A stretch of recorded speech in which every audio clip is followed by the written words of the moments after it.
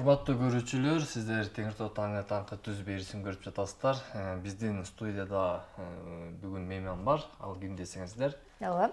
Ден соолук демек деңизге да керек деп коет эмеспи, ардактуу телекөрүүчүлөр? Биз мына ушул ден соолук демекчи атайын биз көрсөтүүбүздүн алкагында дарыгерди дагы биздин студиябызга чакырганбыз.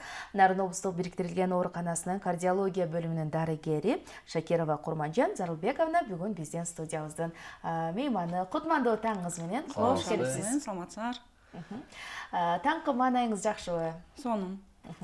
Биз мына бүгүн ден соолукка арнадык бүгүнкү көрсөтүүбүздү. Анан ден соолук дегенде эле сөзсүз түрдө адамдын режими туура болсо ден соолугу чың болот, маанайы жакшы болсо деп эртеден бери сөз кылып атабыз.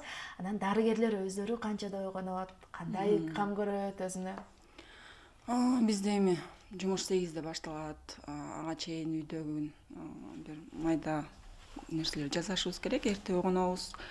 Анда санда аракет кылабыз чуркагандан, көнүгүүлөрдү жасагандай, да. Бирок туура бир режимге киргенге аракет кылабыз. Бирок эми кээде бизде түнкү күзөттөр болот. Анын баары ден соолукка тийгизбей койбойт өзүнө. Эми ушу жүрөк оорулары боюнча айтсак, негизинен жүрөккө кандай кам көрүшүбүз керек? Ар бир адам бул жүрөк негизги органдардын бири, жүрөк иштебей калса да жашоо токтойт да. Жүрөккө кандай туура кам көрүш керек, ага эмне кылып күч келтирбеш керек, ушул жөнүндө айтып берсеңиз. Ден соолук бизге Кудайдан берилген бир белек да, ошону биз сактап калышыбыз керек. Анын баары ошо кичинекей чагыбыздан башталат. Ошо бала эненин ичиндеги кезден башталат. Ага ата энелер дагы биринчиден жооптуу. Эне өзүн сакташы керек. Биринчиден ошо кош бойлуулукка чейин эле даярданып, бир зыяндуу заттардан алыс болуп, пландап, мен даярмынбы, менин организмим ошону 9 ай көтөрө алабы деген суроолордон башташ керек биринчиден. Анан ошондо баланын ден соолугу жакшы болот. Анан тышкары сөзсүз скринингтерди өтүп туруш керек. Ошо эне баланын ичиндеги кезинде анткени бир өнөкөт оорулар, ошо врожденный, туубаса оорулар кичинекей кезинен эле эненин ичинен кезилден эле билинсе болот да. Ошолорду эхокардиография, плода деп коет, ошол өтүп. Андан тышкары 9 айга чейин эле жүрөктө туубаса өзгөрүүлөр болсо, азыр уже техника аябай медицина өнүкпөдүбү? Ошону эле төрөлүкте эле дарылап койгон методдор бар да. Ошонун алдын алган болот. Эми андан кийин ошо баланы эне ата өзүнүн эле жүрүш туруму менен тарбиялайт да. Биз мисалы мынтпе антпе дей беребиз, бирок именно бала эненин атанын кылганын кылат да. Ошол эле фактор риска деп коебуз, тобокелчиликтер. Бул тамеки чегүү, ашыкча салмак, сахардык диабет, давление, кан басым, бийик кан басым, ошолор бизге жүрөк ооруларын алып келет. Анан туура эмес тамактануу. Мунун баарынын түбү ошо балалыктан башталат да. Мына биздин тоолуу шартта көбүнчө кан басымы бийик, бирок ага деле баягы өзгөчө маани бербей жүргөн адамдар бар. Мына ушул жогорку кан басым дагы биздин жүрөгүбүзгө бир кандайдыр бир таасирин тийгизеби? Албетте, туура айтып кеттиңиз. Мен да ушуну кечээ эле окуп аткам. Бул скрытая, орусча айтканда скрытая эпидемия деп коет да. Бул билинбеген эпидемия жүрүп жатат. Себеби кан басымдын көп мындай белгилери болбойт. Мисалы 160-170ке чейин жүрө берет, адам өзүн сонун эле сезип жүрөт. Анан бир күн эле ченелип, бир күн эле инсульт болуп калып, жок кан басымы бийик эмес болчу деп айтышат да. Мунун түпкү тамыры биз ошо билбей, текшербей жүрө беребиз. Андан тышкары бул кан басымдын дайыма биз ченебейбиз. Биринчиден биз бийиктүүлүү жерде жашайбыз. Бул өзү эле тобокелчилик, коркунучтап келет да. Андыктан биздин айрыкча нарын жергеси кан басымга көңүл бурушубуз керек. Себеби эми таңкы эфирде бир позитивный нерсе айтыш керек, бирок жаман айтпай жакшы жок дейт. Күнүгө 60 киши Кыргызстанда жүрөк оорудан каза болот да. Кыргызстан бир жылда 20 000 адам каза болсо, ошону күнүгө бир 60, орточо эсеп менен 60 киши. Ошону эрте менен баштап алдын алышыбыз керек да. Туура тамактануудан башташыбыз керек, Статистикага токтолсоңуз, сиз баягы ушул кардиология бөлүмүндө иштейсиз, анан жаш өзгөчөлүктөрү, ушул жүрөк оорунун жашарып баратышы боюнча.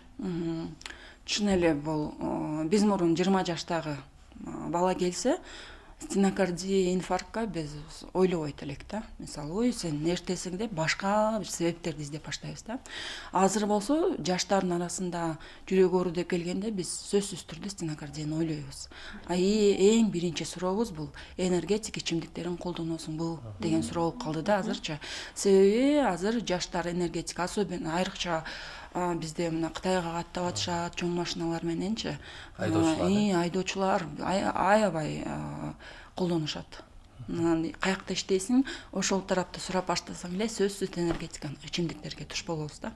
Анын эмне зайкасы бар? Мындай карасаңыз, ичкенде адам өзүн сонун сезип калат, сергек сезип калат, балким кандайдыр бир көп иштегенге жардам берет, бирок түпкү тамырында энергетикалык напиток, ичимдиктер жүрөктү бат соктуртат. Анан жүрөк бат согуп атып, кан бат айланып атып, өзүнө дем күч берип аткансып, өзүн сергек сезе берет да. Бирок жүрөктүн негизи эле илимий изилдөөлөрдө чеги болот да. Жүрөктүн согушунда эле бир чеги болот. Анан канча жүрөк бат сого берсе, ошончо жүрөк бат чарчайт дагы, жүрөктүн токтоп калуусуна же жанагындай курч кармаган инфарктка алып келиши мүмкүн. Бул биринчи жаштарда ошол. Анан чын эле көп кездешип атат. Биз ошо бир 19 жаштагы балада курч кармаган инфаркт тапканбыз, аныктаганбыз. Андан кийин коронарографияда изилдөө бар эмеспи? Ошого барып стентирование коюп, дальше кийинки дарыларын улантты да. Мына ошо жүрөк кан тамыр ооруларынын алдын алуу үчүн сиздердин бөлүмгө ошо бир жабдуулар келтире. Алардын жардамы кандай тийип атат? Мурункуга салыштырмалуу азыр дарылоо кандай жеңилдеди, ошого айтыңыз. Чынында былтыртан бери айтып келатабыз. Бизде жаңы оборудование келди. Бул суткада, бир сутканын тынбай ЭКГны изилдөө. Суточное ЭКГ мониторирование деп коебуз орусча. Кан басымды бир сутка боюнча мониторлоо аппараты келген. Велоэргометрия деген, тредмил тест деген аппараттар бар. Биз жүрөк ЭКГ чаптап туруп, анан ага жүрөккө нагрузка беребиз да, кыймылдатабыз, чуркатабыз, ошол кардиодорожка дегендер бар эмес, ошого чуркатып, анан жүрөк кандай көтөрөт, ошондой физикалык көнүгүүлөрдү ошону сөзсүз текшеребиз да.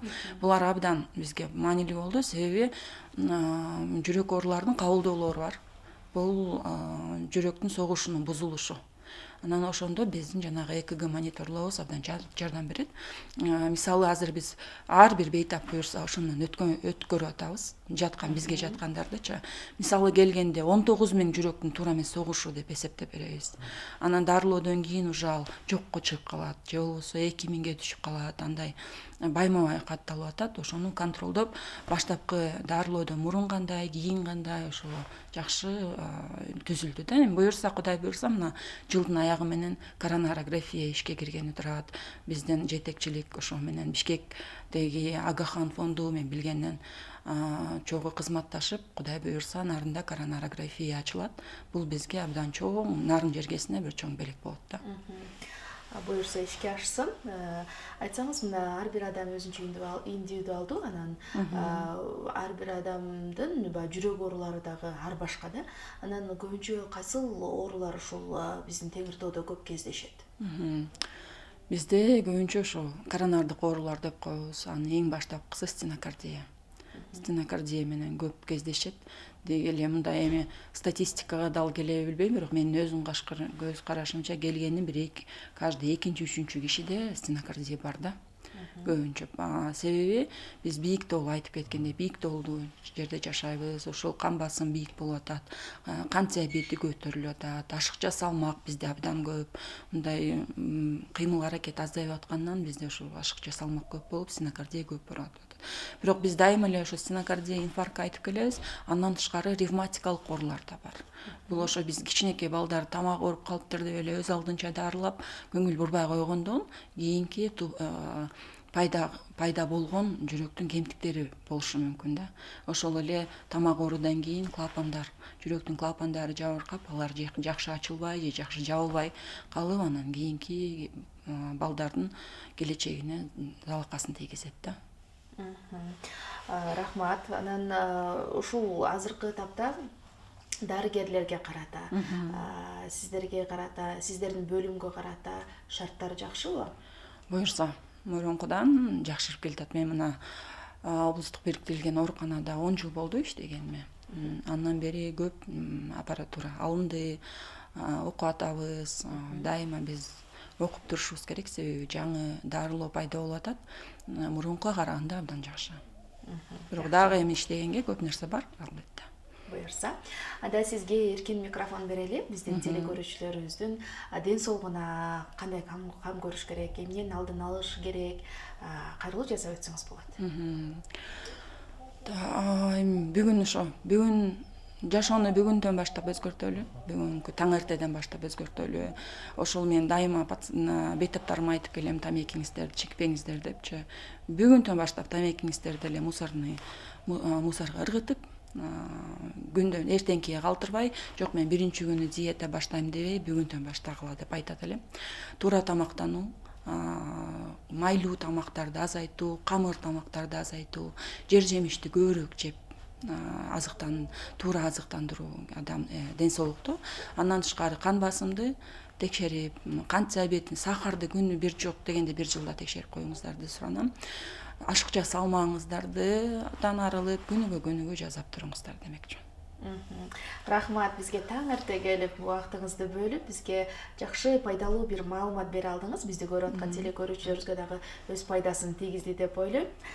Биздин студиябызда мейманда Нарын облустук бириктирилген ооруканасынын кардиология бөлүмүнүн дарыгери Шакирова Курманжан Зарылбековна болду. Ишиңизге ийгилик каалайбыз. Чоң рахмат сиздерге.